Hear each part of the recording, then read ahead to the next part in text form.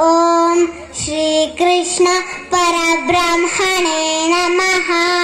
श्रीमद्भगवद्गीता अथ सप्तदशोऽध्यायः। श्रद्धात्रय विभाग योगः।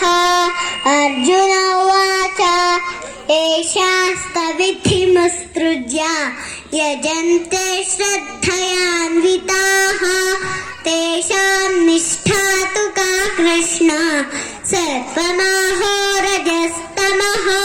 श्रीभगवानुवाच त्रिविधा भवति श्रद्धा देहिनां सा स्वभावजा सात्विकी राजसी चैव तामसी चेति तां शृणु।